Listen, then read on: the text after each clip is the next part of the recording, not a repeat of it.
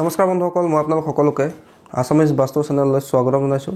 বন্ধুসকল, মোৰ নাম গোবিন্দ ৰাজখোৱা, মই এজন এষ্ট্ৰ বাস্তু এক্সপাৰ্ট নিউমেৰলজিষ্ট।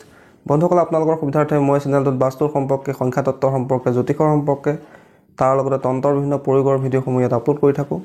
গতিকে যদিহে আপোনালোকৰ মোৰ চেনেলৰ ভিডিঅ'সমূহ চাই ভাল লাগে, অনুগ্ৰহ কৰি মোৰ চেনেলটো ছাবস্ক্ৰাইব কৰিব, ভিডিঅ'সমূহ লাইক কৰিব, কমেণ্ট কৰিব আৰু যিমান পাৰে শ্বেয়াৰ কৰিব। বন্ধুসকল, আজি মই আপোনালোকৰ লগত এটা বিশেষ কথাক লৈ আলোচনা কৰিবলৈ আগবাঢ়িছোঁ। বিষয়টো আপোনালোকৰ বাবে অত্যন্ত গুৰুত্বপূৰ্ণ। গতিকে অনুগ্ৰহ কৰি ভিডিঅ'টো শেষলৈকে চাব, যাতে সম্পূৰ্ণ কথাখিনি আপোনালোকে বুজি পায়। বন্ধুসকল, কেতিয়াবা দেখা যায় যে মানুহৰ ঘৰত, বিশেষকৈ ঘৰৰ ফাৰ্নিচাৰসমূহত উঁই পোক লাগিবলৈ লয়। উঁই পোক নিশ্চয় আপোনালোকে দেখিছে, যাক ইংৰাজীত টাৰ্মাইট বুলি কোৱা হয়। বন্ধুসকল, যদি আপোনাৰ ঘৰত এনেধৰণৰ উঁই পোক আপোনাৰ ফাৰ্নিচাৰত বা ঘৰত দেখা দিবলৈ লয়, তেন্তে ই কিহৰ সংকেত?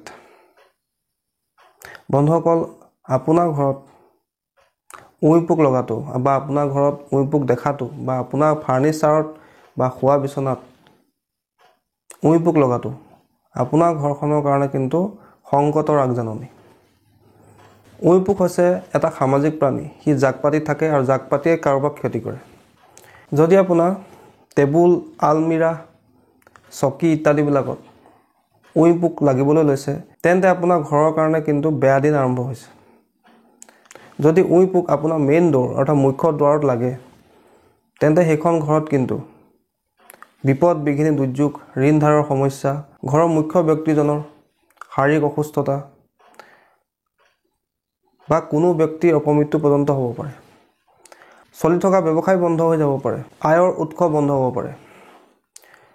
বন্ধুসকল, উঁই পোকে লগত আলক্ষ্মীক লৈ আহে, যি আপোনাৰ ঘৰলৈ নিগেটিভিটি কঢ়িয়াই লৈ আহে, যাৰ ফলত ঘৰখনত নানান সমস্যা দেখা দিবলৈ লয়। ঘৰখনৰ ব্যক্তিসকলৰ মন নিমিলা হ'বলৈ লয়। উঁই পোকে যিদৰে ভিতৰৰ পৰা খাই ফাৰ্নিচাৰ হওক বা কাঠ হওক ভিতৰৰ পৰা ফোপোলা কৰি দিয়ে, ঠিক তেনেকৈ আপোনাৰ সম্পৰ্কবিলাকো কিন্তু ফোপোলা কৰি দিব। তাৰ লগতে ঘৰখনৰ পৰিৱেশটোও নিগেটিভ কৰি দিব। ঘৰখনত থাকিও ভাল নালাগিব। তাৰোপৰি ঘৰখনত পৰিয়ালকেন্দ্ৰিক সংঘাত, পতি পত্নীৰ সংঘাত, গৃহ ক্লেশ ইত্যাদি সমস্যা হ'ব পাৰে। তাৰ আনকি আপোনাৰ কোৰ্ট কেছ পৰ্যন্ত, লিটিগেশ্যন পৰ্যন্ত হ'ব পাৰে। গতিকে যদিহে আপোনাৰ ঘৰত উঁই পোক দেখা দিয়ে বা আপোনাৰ ঘৰৰ উঁই পোক দুৱাৰত বা ফাৰ্নিচাৰত বা টেবুল বা চেয়াৰত উঁই পোক লাগে, তেন্তে আপোনালোকে সতৰ্ক হৈ যোৱা উচিত। যদিহে আপোনাৰ শুই থকা বিচনাত উঁই পোকে আক্ৰমণ কৰে, তেন্তে কিন্তু আপোনাৰ শাৰীৰিক সমস্যা হ'ব পাৰে, শাৰীৰিক ৰোগ হ'ব পাৰে, তাৰ লগতে হাড় বা পেটৰ ৰোগ হ'ব পাৰে। যদিহে আপোনাৰ দোকানৰ ফাৰ্নিচাৰ বা দোকানত উঁই পোকে দেখা দিয়ে, তেন্তে আপোনাৰ বেপাৰত লোকচান হ'ব পাৰে, সমস্যা হ'ব পাৰে।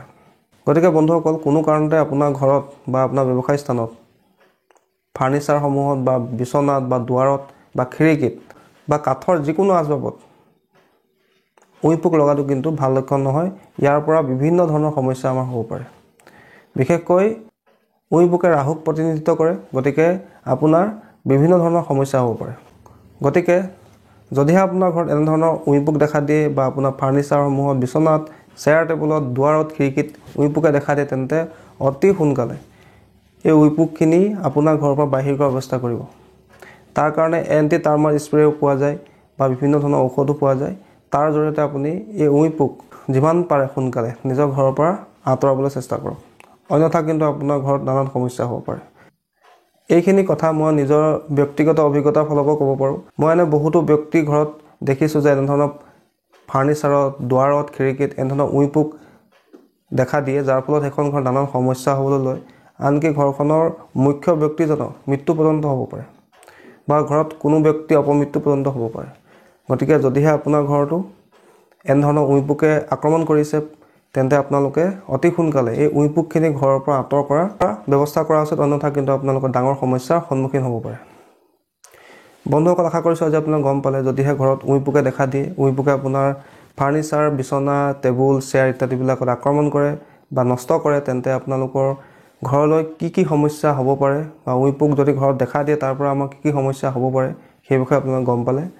আশা কৰিছোঁ আপোনালোকৰ ভিডিঅ'টো ভাল লাগিলে। যদি ভাল লাগিলে অনুগ্ৰহ কৰি ভিডিঅ'টো লাইক কৰি দিব, কমেণ্ট কৰিব আৰু মোৰ চেনেলটো ছাবস্ক্ৰাইব কৰিব। ধন্যবাদ।